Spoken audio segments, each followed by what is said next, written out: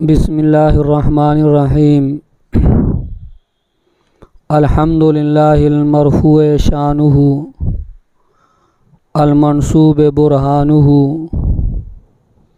المجرور سلطانہ والصلاۃ والسلام علی نبیہ المجزوم ختامہ وعلی آلہ واصحابہ المحتوم علیہم رضوانہ۔ صدق اللہ العظیم۔ ایک دفعہ ربی یسر پڑھ، ربی یسر ولا تعسر وتمم بالخیر وبک نستعین یا فتاح۔ اللہ الرحمن الرحیم۔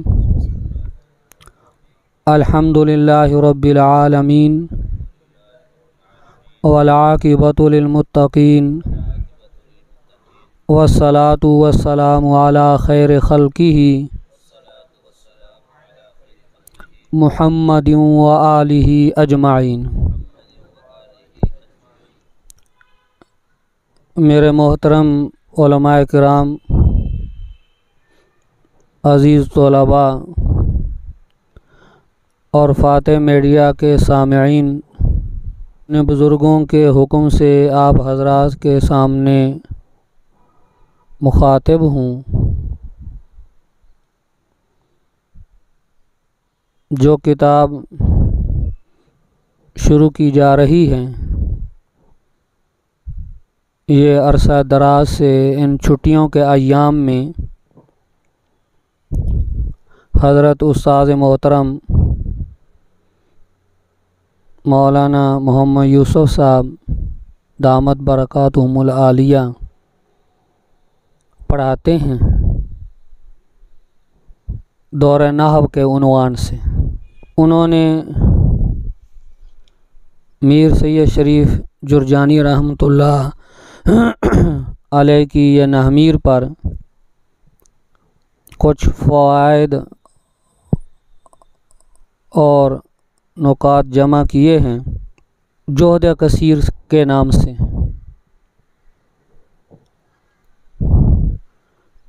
تشریح اور وضاحت کے طور پر ان کو پڑھاتے ہیں۔ یہ فقیر بھی انہی کی مختصر تشریح آپ حضرات کے سامنے کرے گا تاکہ طلباء کا فائدہ ہو جائے۔ اب چونکہ وہ سفر پر ہیں اور انہوں نے وہاں سے حکم فرمایا ہے، اس کی اتباع کرتے ہوئے ہم اس کتاب کو اب شروع کر رہے ہیں۔ ایک متن کتاب کا خطبہ ہے اور ایک جہد کثیر کا خطبہ ہے۔ جو متن کا خطبہ ہے اس کی وضاحت صفحہ نمبر 11 پر لکھی ہوئی ہے فارسی میں، اس کو بعد میں پڑھتے ہیں۔ اور جو شرح ہے جہد کثیر، اس کا خطبہ ایک عربی میں تفصیلی ہے، اس کی بھی کچھ مختصر تشریح کرتے ہیں۔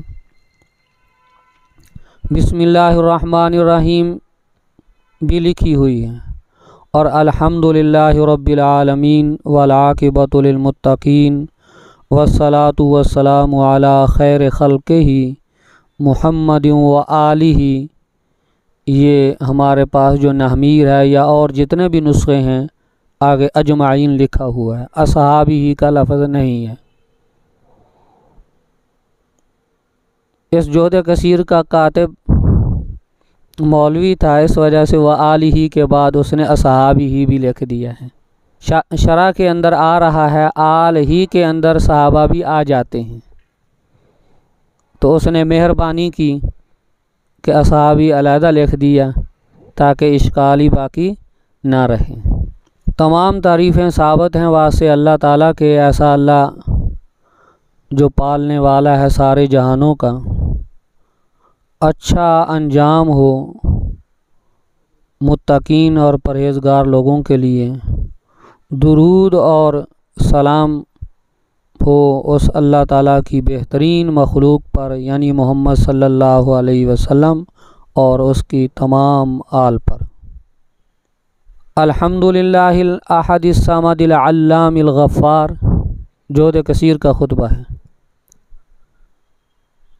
تمام تعریفیں اس اللہ یگانہ کے لیے جو بے نیاز، بہت جاننے والا اور بہت بخشنے والا ہے۔ درود اور سلام ہو اس اللہ کی بہترین مخلوق یعنی محمد صلی اللہ علیہ وسلم، جو تمام نبیوں کے آخری نبی اور برگزیدہ نبیوں کے آخری نبی ہیں۔ الاخیار کا لفظ چنے ہوئے النبیین وعلی آلہ و صحابہ، اور درود اور سلام ہو اس کی آل پر، اس کے اصحاب پر، المصطفین الاطہار، ایسے صحابہ جو چنے ہوئے ہیں، مصطفین الاطہار جو پاکیزہ اور پاک ہیں۔ اطہار طاہر کی جمع ہے، طاہر بمانے کس کے ہیں؟ پاک کے ہیں۔ پاک دو معنی میں استعمال ہوتا ہے، ایک پاک بمانے معصوم کے اصطلاحی لفظ ہے جس کا تعلق انبیاء علیہم السلام کے ساتھ ہے کہ ان میں گناہ کی طاقت ہوتے ہوئے بھی گناہ ممکن نہیں ہے، گناہ کی طاقت ہوتے ہوئے بھی گناہ ممکن نہیں ہے، تو وہ بنیں گے معصوم۔ دوسرا اطہار بمانے طاہر، پاک بئی معنی کہ محفوظ، پاک بمانے کس کے؟ محفوظ کے ہیں، جو یہاں صحابہ کی صفت لگائی گئی ہے، یعنی ان میں گناہ کی طاقت ہے، گناہ کی، اور گناہ ممکن بھی ہے، گناہ ممکن بھی ہے، لیکن اللہ رب العزت اپنے نبی پاک صلی اللہ علیہ وسلم کی صحبت کی وجہ سے، نبی کی صحبت کی برکت کی وجہ سے اس جہان سے ان کو پاک لے گیا ہے، لیزکیہم کی وجہ سے قرآن نے کہا ہے۔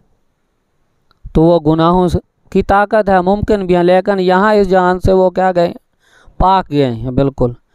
اس لحاظ سے یہاں کہا کہ وعلی آلہ و اصحابہ المصطفین الاطہار۔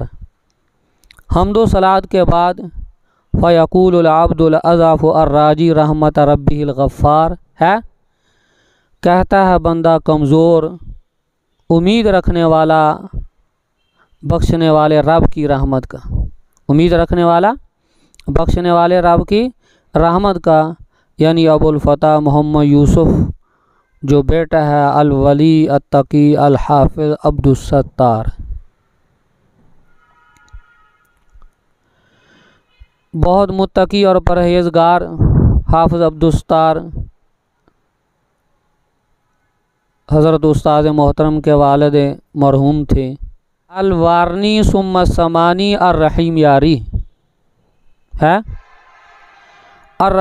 وارنی کے نیچے ایک منصوب بسوئے وارنی ہے۔ یہ وارنی ایک بستی ہے رحیم یار خان کے مضافات کے یہاں سے 10-20 کلومیٹر کے فاصلے پر۔ ایک قوم وارن کی طرف منسوب ہے، اوشری میں یہ زیادہ قوم ہے۔ جس جگہ یہ بستی ہے وہاں اب اس قوم کا تو کوئی نام و نشان نہیں ہے، لیکن ان کی نسبت سے یہ بستی اب موجود ہے۔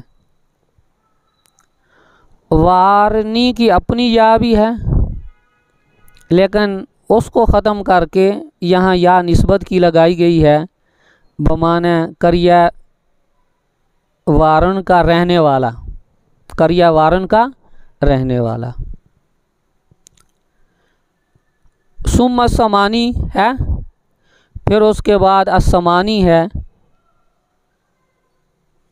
یہ بھی ایک قریہ ہے رحیم یار خان کے مضافات کا، منصوب بسوئے چک समानू व समानून है 88 की तरफ। किसकी तरफ? 88 की तरफ। वहाँ इस जोहद कसीर को लिखा गया और वहीं से इस दौर नहव की जो है इब्तिदा हुई है। उस वक़्त पाकिस्तान में कहीं दौरा नहीं होता था। 1395 हिजरी में 1395 हिजरी में 11 ज़ुल्हज, ये सारी तफसील इसके आखिर में लिखी हुई है। अब क्या है 1443, तो कितने साल हो गए? 1395 48 साल हो गए। तो वहाँ ये मदरसा जामिया उस्मानिया कायम किया गया खिलाफत उस्मानिया और हज़रत उस्मान रज़ी अल्लाह ताला अन्हु की निस्बत की वजह से। तकरीबन 50 साल हो गए हैं इस दौर नहव को शुरू हुए। तो निस्बत के कानून में 2 मुरक्कब अज्जा में से तख़फ़ीफ़ की जाती है। समान इनकी अपनी या भी है, जैसा कि इंशाअल्लाह आगे पढ़ेंगे। समानियुन, समानीन, समानिन। और समानू व समानून से एक जुज़ को ख़त्म कर दिया तख़फ़ीफ़ के लिए। जैसे हनफीयुन हनीफ से है और हनीफ की अपनी या भी है, उस दरमियान वाली या को गिराकर आखिर में या निस्बत की लगा दी, हनफीयुन कह देते हैं। यहाँ भी समानून को ख़त्म करके समानिन को बाकी रखा है और इसके शुरू में अलिफ लाम ले आए और लिख दिया अस्समानी, या निस्बत की आखिर में, बमाने करिया 88 का रहने वाला। रहीम यारी, रहीम यार ख़ान यहाँ नवाब हमारे रहे हैं, गुज़रे हैं, उनके नाम से भावलपुर, भावल ख़ान, अहमदपुर, सादक ख़ान, सादकाबाद। तो रहीम यार ख़ान भी ख़ान एक लक़ब है, तो उसमें भी आखिर में या निस्बत की लगाई रहीम यारी अल पाकिस्तानी। लम्मा रअयतु कसीरा मिनल मुश्तागिलीन मुख्तारन फ़ी दर्क तराकीब, जब मैंने देखा बहुत से तालिब इल्मों को हैरान हैं तरकीब के जानने में। मुश्तागिलीन से मुराद तालिब इल्म, हैरान हैं तराकीब के जानने में। गामिज़न अन इराबिहा व बिनाइहा, चश्म पोशी करने वाले उसके मोरब और मबनी होने से उस तराकीब के। ये जितनी ज़मीरें हैं सारी तराकीब की तरफ राजे हैं। इराब में भी बिना के अंदर हा ज़मीर जो है ये सारी मुअन्नस की।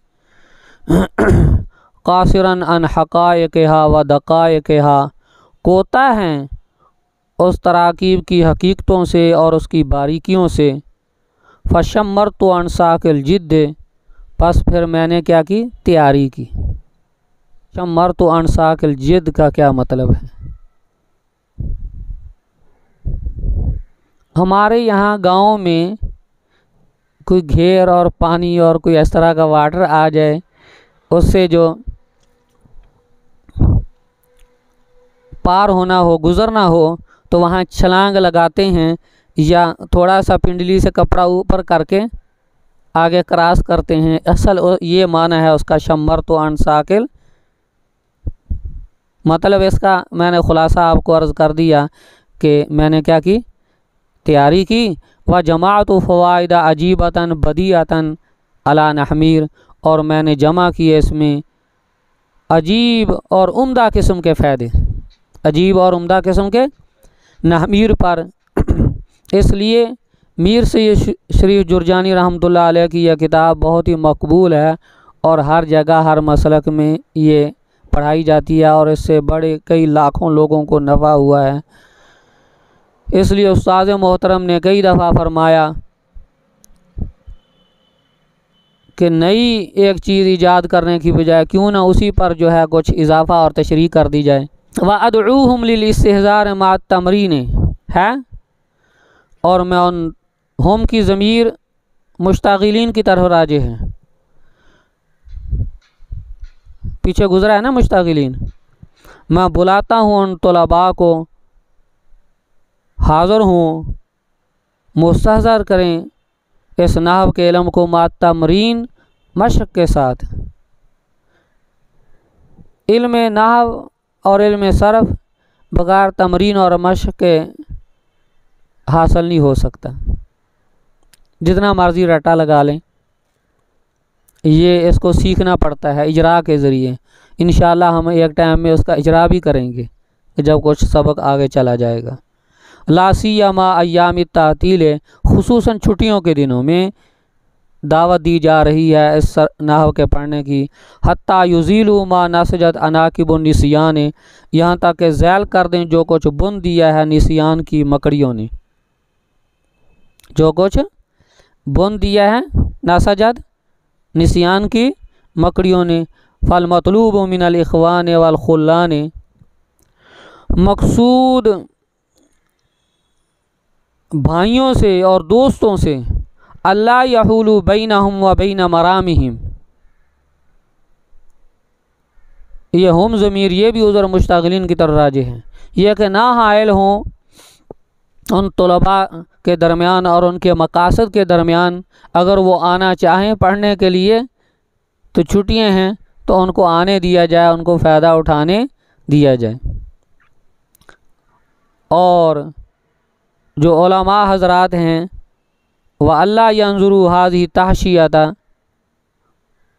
ان کی طرف خطاب ہے کہ نہ دیکھیں اس حاشیے کو الا بعین العدل والاحسان، انصاف اور مہربانی کی، شفقت کی آنکھ سے۔ وَأَن يُصْلِحُوهَا مَا اسْتَطَاعُوا خَالِينَ عَنِ التَّعَصُّبِ وَالْعُجْلَانِ ہے، اور درست اصلاح کر سکتے ہیں اس میں جو کمی کوتاہی ہو، جتنی ان میں وسعت اور طاقت اللہ نے دی ہے، لیکن تعصب اور جلد بازی سے خالی ہوں، ذہن تعصب سے اور جلد بازی سے کیا ہو، خالی ہوں۔ واللہ تعالی اسأل ان ینفعنی بھی، اللہ ہی سے میں سوال کرتا ہوں اللہ مجھے بھی نفع دے، وسائر المحصلین، اور سائر المحصلین تمام حاصل کرنے والوں کو جو طلباء ہیں، بیدہ عظمت التوفیق، اسی اللہ کے ہاتھ میں توفیق اور تحقیق کی باغ ہے، لگام ہے۔ وعلیہ التکلان والتوثیق، اور اسی اللہ ہی کی ذات پر جو ہے سہارا اور اعتماد ہے، اس کے بغیر کچھ حاصل نہیں ہو سکتا۔ قولہ بسم اللہ لکھا ہے۔ ابتدا بالتسمیۃ، میر سید شریف جرجانی رحمۃ اللہ علیہ نے اس کتاب کی ابتدا کی ہے بسم اللہ سے اور الحمدللہ سے، قرآن و حدیث کی اتباع کرتے ہوئے۔ باقی کل امر ذی بال لم یبدا فیہ بسم اللہ فہو اقطع، وفی روایت بحمد اللہ فہو اقطع، بذکر اللہ وغیرہ کے الفاظ ہیں مختلف۔ تو عبداللہ یزدی تہذیب کا شرح تہذیب میں تو اس نے تو ابتدا حقیقی، ابتدا عرفی، ابتدا اضافی اقسام بنا دی ہیں اپنے حساب سے، لیکن محدثین رحمۃ اللہ علیہ ان حدیثوں کا ایک اور تعبیر کرتے ہیں۔ عام طور پر تو طلباء کہتے ہیں جی اگر بسم اللہ سے شروع کی جائے تو الحمدللہ پر عمل نہیں ہوتا، اور اگر الحمدللہ والی حدیث پر عمل کیا جائے تو بذکر اللہ والی پر عمل نہیں ہوتا۔ بھئی آپ جس سے بھی شروع کر دیں، بسم اللہ سے شروع کر دیں، الحمد سے شروع کر دیں، کوئی اللہ کا ذکر کر کے شروع کر دیں، تعدد طرق ہے، تعدد طرق۔ آپ صلی اللہ علیہ وسلم کا تو ایک ہی مفہوم، ایک ہی الفاظ تھے، سننے والوں نے آگے تعبیر بدل دی، اس لیے فرمایا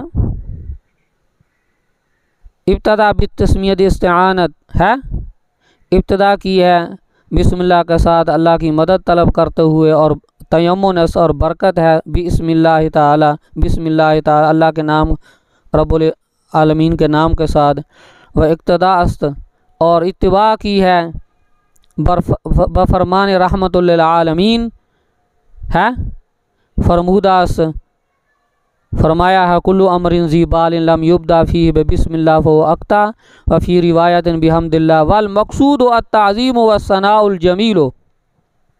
یہ جواب ہے، مقصود ساری حدیثوں سے کیا ہے؟ اللہ کی بڑائی اور اس کی تعریف، اچھی تعریف کرنا، کسی لفظ سے ہو جائے، ذکر سے ہو جائے، بسم اللہ سے ہو جائے، الحمدللہ سے ہو جائے، کوئی تعارض نہیں۔ حدیثوں میں تعدد طرق ہے، بس راویوں نے، نقل کرنے والوں نے الفاظ تبدیل کیے ہیں۔ خطبے میں ایک لفظ آیا تھا والعاقبہ، اس کا ہم جب ترجمہ کرتے ہیں تو منع کرتے ہیں اچھا انجام ہو پرہیزگاروں کے لیے، اچھا انجام۔ حضرت نے فرمایا کہ در اصل خیر العاقبات بود،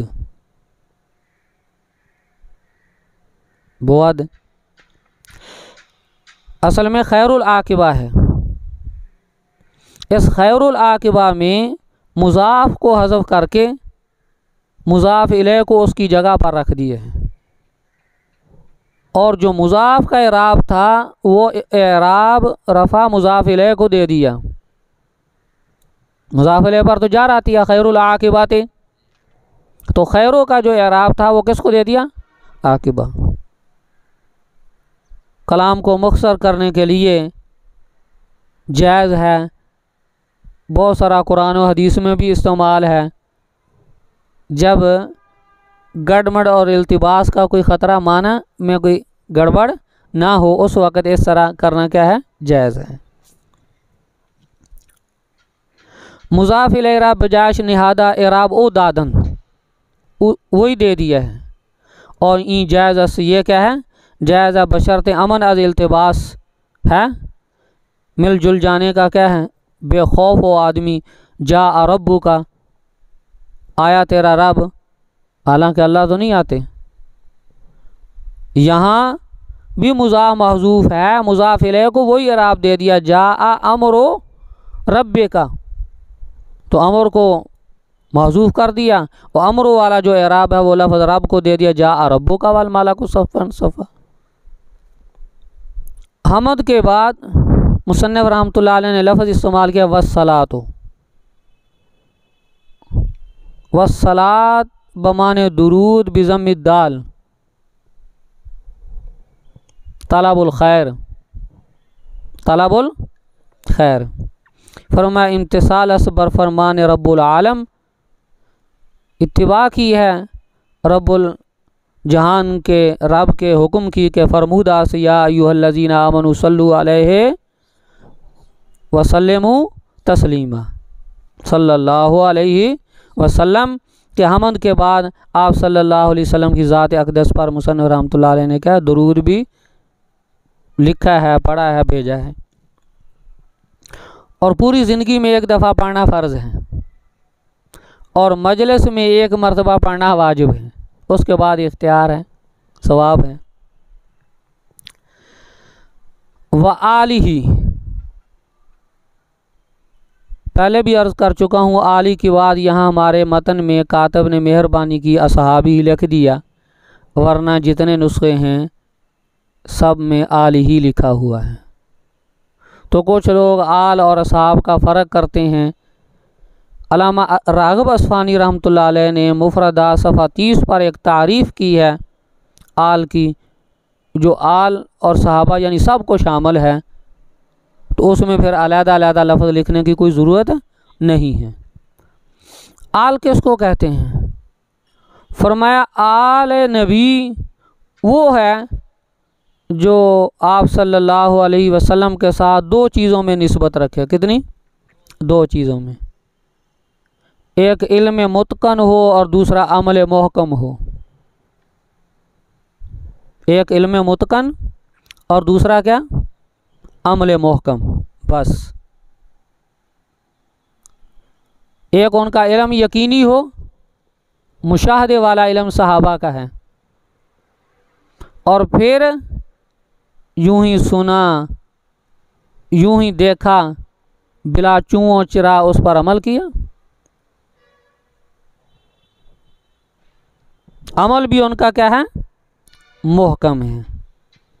اور ہمارا علم یہ تو سنا سنایا، نقل در نقل ہے، یہ تقلیدی ہے. شنیدہ کہ بواد مانے دیدہ، جس نے دیکھا ہے، مشاہدہ کیا، سنا ہوا، اس کے برابر کہاں ہو سکتا ہے. اس لیے فرمایا آل ہی آل النبی، آن کے خصوصیت دارد باو در علم متقن و عمل محکم ہے. یہ دو نسبتیں ہیں. تقلیدی نہ ہو تو آل اس میں سب صحابہ آ جائیں گے، اور اگر یہ دو نسبتیں نہیں ہیں تو پھر وہ علم تقلیدی ہوگا. وہ علم کیا ہوگا؟ تقلیدی ہوگا. مفردات صفحہ 30. پس تمام اصحاب و اہل بیت در زمرہ آل النبی صلی اللہ علیہ وسلم ثابت شدان. تمام صحابہ اہل بیت نبی پاک صلی اللہ علیہ وسلم کی جماعت میں شامل ہیں کہ ہمی نسبت دارن، کہ تمام کے تمام نبی پاک صلی اللہ علیہ وسلم سے یہی نسبت رکھتے ہیں. بخلاف بقیہ امت کے در علم درجہ تقلیدی دارن. بقیہ امت جتنی بھی ہے صحابہ کے بعد، وہ تقلیدی علم کا درجہ، نقل کا، بغیر مشاہدے کے رکھتے ہیں. پس در امت شمر در شوند نہ در آل.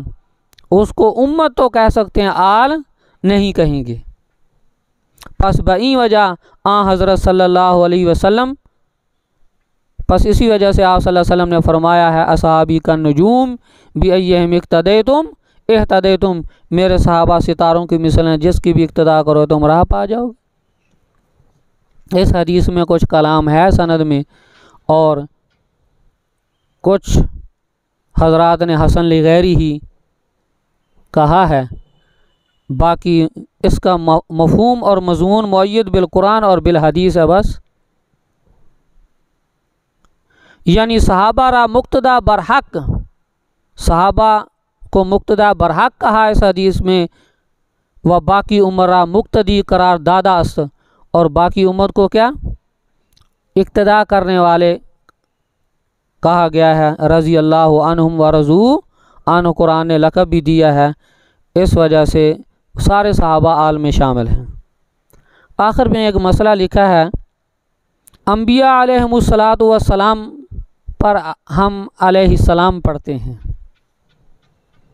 اور صحابہ پر رضی اللہ تعالی قرآن نے کہا ہے. عام بزرگ پر رحمت اللہ علیہ،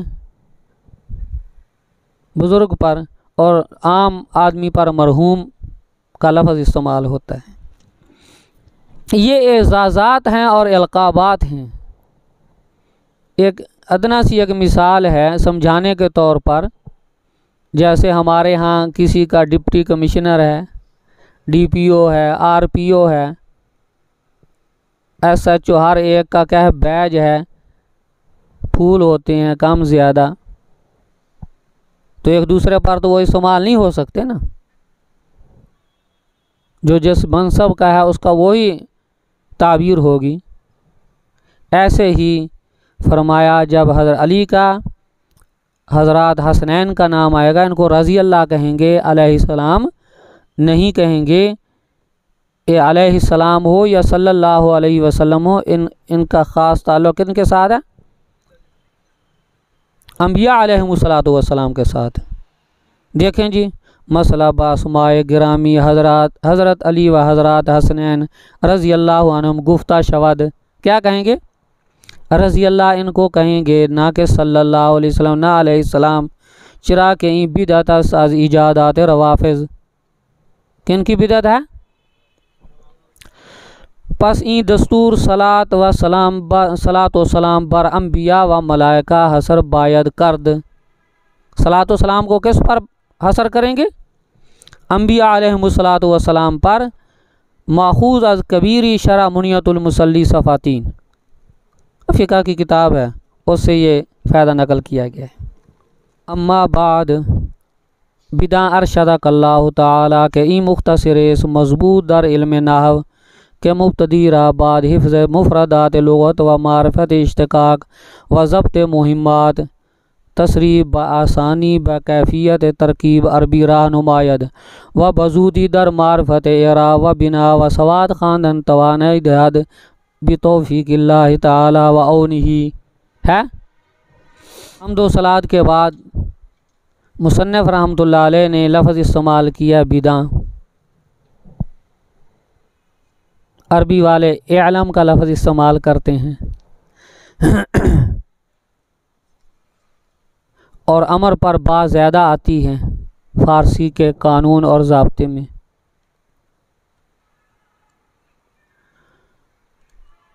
کچھ فارسی میں بدعاں بھی لکھا ہوا ہے، اور وہ بدعاں جو ہے اصل میں بود آ ہے۔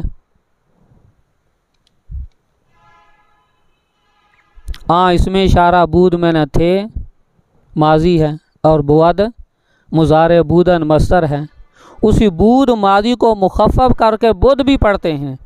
بو حنیفہ بدھ امام باصفا، بو حنیفہ بدھ امام باصفا، تو وہ بود سے بدھ پڑھا ہے، وہ ماضی کا لفظ ہے۔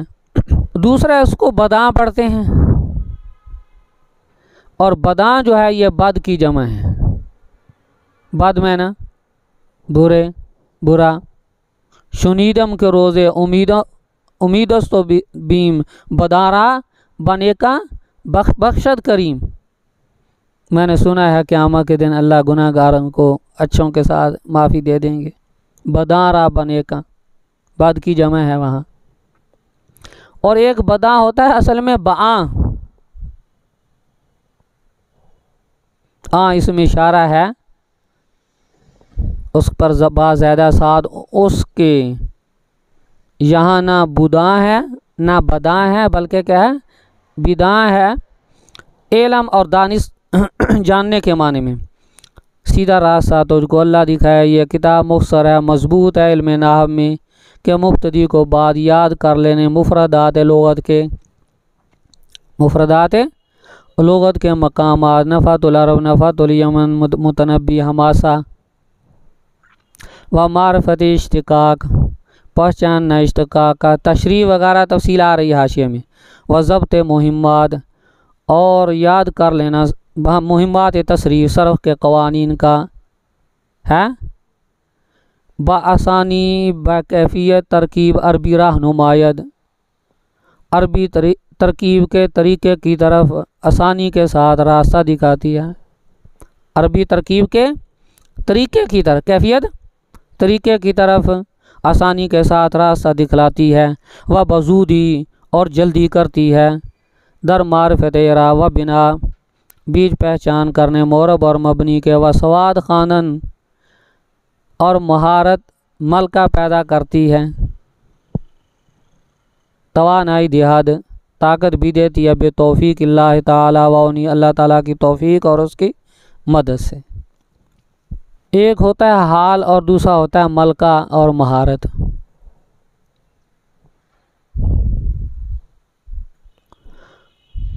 حال یہ ہے کہ وقتی طور پر چیز ہو، کچھ وقت کے بعد نہ ہو۔ جیسے حنظلہ کو سائیکل چلانا نہیں آتا، سائیکل دے دیں اور اس اونچی جگہ سے کوئی پکڑ کر بٹھا دے اور نیچے جائے، دیکھو جی میں نے سائیکل چلا لیا، ادھر پہنچ گیا میں۔ سال بعد کہو کہتا مجھے تو نہیں آتا، بس وہ ایک حال تھا، آیا گیا۔ اور مہارت، ابھی سائیکل چلایا ادھر ہمارے سامنے، سال کے بعد آیا سفیان، دوبارہ کہا جی سائیکل، کہتا جی لے آؤ ابھی چلاتا ہوں۔ تو مہارت اور ملکے میں کوئی وقت کے ساتھ تعلق نہیں، وہ ہر وقت ساتھ ہوتا ہے اور حال ایک خاص وقت کے تحت ہوتا ہے۔ دیکھیں جی تشریح، خطبے میں ایک لفظ آیا تھا ترکیب ہے، ترکیب ربط دادنس کلمات بیک دیگر بر طریق مخصوص۔ ترکیب کہتے ہیں کلمات کا آپس میں الفاظ کا ایک دوسرے سے مخصوص طریقے سے ربط دینا، صرف ربط دینا نہیں۔ مثلا جاء زیدن ہے، بھی جاء کیا ہے، زیدن پر تنوین پیش کیوں آ گئی؟ ربط بھی ہو لیکن جس سے وجہ اعراب متعین ہو جائے، یہ ترکیب ہے۔ یہ نہیں ہے کہ مرفوع ہے تو مرفوع کی تو 8 قسمیں ہیں، نہیں منصوب آپ کہیں تو منصوب کی تو 12 قسمیں ہیں، تو منصوب کا کر تو جانی جو متعین وجہ مجرور ہے، مجرور کی 2 قسمیں ہیں، تو 22 اقسام میں سے ایک کا متعین کرنا کیا ہے؟ ضروری ہے۔ یہ ترکیب این موقوف اس بر چہار علوم ہے، اور یہ ترکیب بزرگوں صرف نامیر سے نہیں، کتنے 4 علوم پر موقوف ہے۔ نمبر 1 علم لغت، علم لغت جس میں کلمے کے مادے اور جوہر اور معنی سے بحث ہوتی ہے۔ مقامات میں پڑھیں گے اس لفظ کا مادہ کیا ہے، مصدر کیا ہے۔ علم اشتقاق اور رد کردن یک کلمہ بدیگر بوجہ مناسبت معنویہ ما بین ہر 2 کلمہ ما اشتراک فی الحروف ہے۔ علم اشتقاق ایک کلمے کو دوسرے کلمے کی طرف رد کرنا، لیکن ان میں آپس میں کیا ہو، مناسبت معنویہ بھی باقی رہے ہر دونوں کلموں میں، اور حروف کے اندر بھی کیا ہو، اشتراک ہو۔ جیسے آپ کہہ دیتے ہیں ضاربن کس سے مشتق ہے؟ ضربن سے۔ ضاربن کس سے؟ ضربن سے۔ یہ نہیں کہہ سکتے کہ جی نساء جو ہے امراتن سے، تو الفاظ میں اشتراک ہے، مناسبت ٹھیک ہے، معنی بنتا ہے، لیکن الفاظ میں تو یہ علم اشتقاق نہیں بنے گا۔ ضاربن ضربن سے بنے، یہ اشتقاق ہے۔ علم صرف، علم صرف علم اس بقوانین کے احوال اوزان کلمات عربیہ معلوم کردہ شون ما سوا اعراب ہے۔ علم صرف وہ علم ہے ان قوانین کا جن کے ذریعے عربی کلمات کے اوزان، وزن معلوم ہو، شکل معلوم ہو، کیا ہو، شکل معلوم ہو۔ یہ شکل ہوگی ضاربہ کی تو ماضی، اور حرف عین شروع میں آ جائے گا تو کیا، مضارع۔ اعراب کا اس میں کوئی بات نہیں ہوتی۔ علم نحو، فرمایا علم نحو جیسے آخری کلمات کے جو ہے وہ اعراب اور بنا کے اعتبار سے انسان کو معلوم ہو، اس کو علم نحو کا، یعنی آخر سے باس، کلمے کے آخر سے۔ علم اس بقوانین کے معلوم کردہ شواد با احوال اواخر کلمات، کلمات کا آخر، کلمات یار بحثیت اعراب و بنا بحثیت کس کے، مورب اور این رسالہ در فن چہارمس، یہ کس میں ہے، چوتھے فن میں۔ علامہ علی بن محمد المعروف میر سید شریف المتوفا سن 816 ہجری، برائے سہولت مبتدیان، طالب علموں کی سہولت کے لیے با اختصار و تثبیت تصنیف کردہ است، اختصار اور مضبوطی کے ساتھ اس کو لکھ دیا ہے، مضبوط طریقے سے کہ اس کو پڑھا جائے اور اس سے مشق کی جائے، اور پھر آپ کو کچھ نہ کچھ نحو کی ہوا لگ جائے گی ترکیب کی۔ جزاہ اللہ خیرہ۔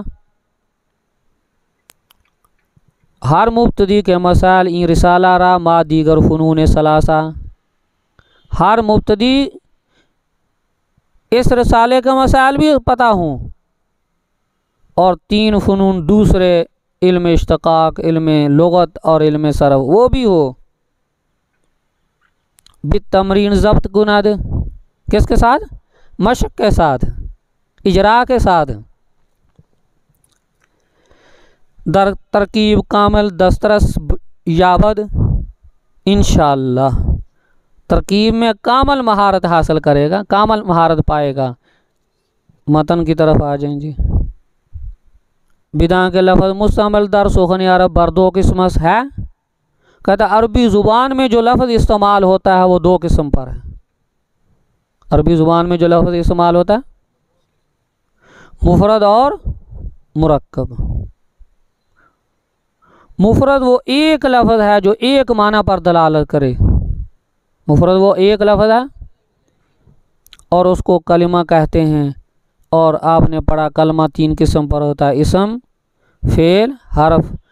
اسم جیسے رجل، فعل جیسے ضرب اور حرف جیسے حل، چنانکہ در تصریف معلوم شدہ سے جیسا علم صرف میں بھی یہ چیز معلوم ہو گئی ہے، سمجھے جی۔ مفرد لفظ باشد، لفظ میں یا موصول کے مفرد وہ لفظ ہے کہ تنہا دلالت کنان بر یک معنی، آرا کلمہ گویند و کلمہ بر سے قسمت، چون رجلن و فعل چون ضربا و حرف چون حل۔ اما مرکب لفظ باشد، مرکب وہ لفظ ہے جو دو کلمے یا دو سے کیا ہو، زیادہ سے حاصل ہو، دو کلمہ یا دو سے کیا ہے، زیادہ سے حاصل ہو۔ اور مرکب دو قسم پر ہے، مفید اور غیر مفید۔ مفید آنس کے چون قائل برا سکوت کنا سامرا خبر یا طلب معلوم شود۔ مفید وہ ہے کہ جب بات کرنے والا اس پر خاموشی اختیار کرے، سننے والے کو کوئی خبر یا تنکیر کی ہے، خبرے میں کوئی طلب حاصل ہو جائے۔ مرکب مفید وہ ہے چون قائل برا سکوت کند سامرا خبر یا طلب معلوم شود، سننے والے کو کوئی کیا ہے، خبر یا طلب معلوم ہو۔ اس مرکب مفید کو ایک تو مرکب مفید نام ہو گیا، دوسرا نام جو ہے جملہ گویند، کیا جملہ بھی کہتے ہیں، تیسرا نام کلام نیز، کلام بھی کہتے ہیں، اور مرکب چوتھا تام بھی کہتے ہیں۔ مصنف رحمۃ اللہ علیہ نے ایک مسئلہ کی طرف اشارہ کیا ہے، سوال بنا لیں آپ کہ کلام اور جملے کا کوئی فرق ہے یا ایک ہی چیز ہے، جملہ اور کلام، یا کوئی فرق ہے؟ تو مصنف کے ہاں تو کوئی فرق نہیں ہے، یہی جمہور کا مسلک ہے، یہی کیا ہے، جبکہ کچھ بعض حضرات نے کہا ہے کہ نہیں، جملہ عام ہے اور کلام کیا ہے، خاص ہے۔ جملہ ہے کہ لفظ ہو اور فائدہ تامہ ہو، لفظ ہو اور فائدہ تامہ ہو، اور کلام یہ ہے کہ اس میں تین چیزیں ہوں، لفظ بھی ہو، فائدہ تام بھی ہو، اور قصد بھی ہو، کیا ہے، قصد بھی ہو۔ انشاءاللہ عرض کرتا ہوں، پہلے مفرد کا فیصلہ کر لیں، نیچے حاشیے میں آ جائیں۔ مفرد لفظ باشد در نحمیر مفرد رابع چہار چیز مقابلہ داست ہے۔ نحمیر میں مفرد کو چار چیزوں کے مقابلے میں لایا گیا ہے، کتنے کہ مفرد اور ہوگا، اس کے مقابلے میں جو دوسری چیز ہوگی وہ اور ہوگی۔ یہاں مفرد مرکب کے مقابلے میں ہے، اول مقابل مرکب چنانکہ درینجہ واقع است ہے۔ پہلا یہ ہے کہ مفرد کس کے مقابلے میں، مرکب کے مقابلے میں مرکب اور ہوگا اور مفرد اور ہوگا، اس جگہ واقع ہے۔ دو مقابل مثنی و مجموع ہے۔ دوسرا مفرد کس کے مقابلے میں آتا ہے، تثنیہ اور جمع کے مقابلے میں، پڑھیں گے آپ انشاءاللہ، آگے آ رہا ہے 16 قسموں کی بحث میں۔ مفرد منصرف صحیح کا اعراب اور ہے، تثنیہ اور جمع کا اور ہے، وہاں مفرد کس کے مقابلے میں، تثنیہ اور جمع کے مقابلے میں۔ سوم مقابل مضاف ہے۔ لا نفی جنس کی بحث میں آپ پڑھیں گے انشاءاللہ آ رہا ہے، وہاں مفرد کا اور اعراب ہے، مضاف ہو لا نفی جنس کا اسم تو اس کا کیا ہے اور اعراب ہے۔ مفرد کا اور مضاف کا اور ہے۔ چوتھا بزرگوں مقابل شبہ مضاف ہے کس کے؟ جیسے منادا کی بحث میں آپ پڑھیں گے یا طالعاً جابالن، تو وہاں منادا مفرد معرفہ کا اعراب اور ہے اور شبہ مضاف کا اور ہے، تو جب وہاں مفرد معرفہ کہا تو اس سے مطلب یہ شبہ مضاف نہ ہو، اس کا اور اعراب ہے اور اس کا مفرد معرفہ کا اور ہے۔ وہاں مفرد کس کے مقابلے میں ہے؟ شبہ مضاف کے مقابلے میں، اور سمجھے ہیں جی؟ 4 تو یہ ہو گئے۔ آگے لکھ دیا وگاہ مقابل جملہ نیز واقع شود، کبھی مفرد کس کے؟ جملے کے مقابلے میں بھی آتا ہے، جیسے حال کی بات میں رأیت الامیرہ وہوا راکبن، رأیت الامیرہ میں امیرہ لفظ مفرد ہے، وہوا راکبن جملہ ہے، یا جیسے جانی زیدن راکبن میں راکبن مفرد ہے اور وہوا راکبن میں یہ جملہ ہے، وہ مفرد اور یہ کیا کہیں گے؟ جملہ کہیں گے، وہوا راکبن کو مفرد نہیں کہیں گے، جملہ کہیں گے۔ جا زیدن راکبن میں راکبن جو ہے یہ مفرد ہے، رأیت الامیرہ وہوا راکبن میں ہوا راکبن یہ کیا ہے؟ جملہ ہے۔ عبدالغفور مسجد سرور میں تمیز کے اندر کی بات میں بھی مفرد کو تمیز کے مقابلے میں لایا گیا ہے۔ آرا جملہ گوین و کلام نیز ہے، این بنا بر قول جمہور است، یعنی مرکب مفید ہو، جملہ ہو، کلام ہو، مرکب تام ہو، فرمایا یہ جمہور کے قول پر ہے، جملے اور کلام کا کوئی فرق نہیں، دونوں ایک ہی چیز ہیں۔ وانزد بعض در کلام کس شرطس، بعض کے نزدیک کلام میں کس شرط ہے، کوئی نئی نسبت مقصود بتلانا ہوتا ہے، اس وجہ سے آگے لکھ دیا جملہ عام گردد اور کلام کیا ہوگی؟ خاص ہوگی۔ مثال دیکھیں، جا الذی زارا باکا، تو جا الذی زارا باکا میں 2 جملے ہیں، ایک الذی زارا باکا اور ایک جا۔ اب میرا مخاطب جو ہے صہیب ہے، اب الذی زارا باکا اس کو بتلانا مقصود نہیں ہے، اس لیے موصول کے صلے کا علم تو پہلے مخاطب کو ہوتا ہے، اس کو مار پڑی ہوئی آدمی نے مار کھائی پتہ نہیں ہوتا، تو الذی زارا باکا بتانا مقصود نہیں، بلکہ کیا بتلانا مقصود ہے؟ وہ جا، وہ ابھی آ گیا، خیر مناؤ، تو یہ جا بتلانا مقصود ہے، الذی زارا باکا کیا ہے؟ مقصود نہیں ہے۔ ایسا اور بھی بہت ساری مثالیں ہیں، یا ایھا الناس اعبدوا ربکم الذی خلقکم والذین من قبلکم، یا اعبدوا ربکم یہ بھی جملہ ہے، الذی خلقکم یہ بھی کیا ہے؟ والذین من قبلکم یہ بھی کیا ہے؟ جملہ ہے۔ تو مکہ والوں کو بتلانا مقصود خالقکم ہے، موصول کے صلے خالقیت کے تو پہلے ہی وہ قیالتیں مانتے تھے۔ پہلی نسبت وہ جو جانتے ہیں اس کو دلیل بنا کر نئی چیز ایک بتلانا مقصود ہے۔ جب خالقیت تمہارے ذہنوں میں ہے تو معبود الوہیت اور عبادت بھی اسی کی کرنی ہے، اس کے لیے کوئی بت نہیں گھڑنے، تو یہاں اعبدوا بتلانا مقصود ہے، الذی خلقکم بتلانا مقصود نہیں ہے۔ اس وجہ سے بعض نحویوں نے کہا کہ نہیں، کلام کے اندر جو ہے لفظ بھی ہو، فائدہ تام بھی ہو اور کوئی نئی نسبت اور نیا قصد بھی ہو، اس کو کلام کہیں گے، اور جو جملہ ہوگا وہ لفظ ہو اور فائدہ تام ہو، تو جملہ عام اور کلام کیا ہو جائے گی؟ خاص ہو جائے گی۔ آگے پھر تفصیل ہے، جملہ 2 قسم پر ہے، خبری اور انشائیہ، انشاءاللہ اس کو بعد میں پڑھیں گے۔ اقول قولی ھذا استغفر اللہ، آخر دعوانا الحمدللہ رب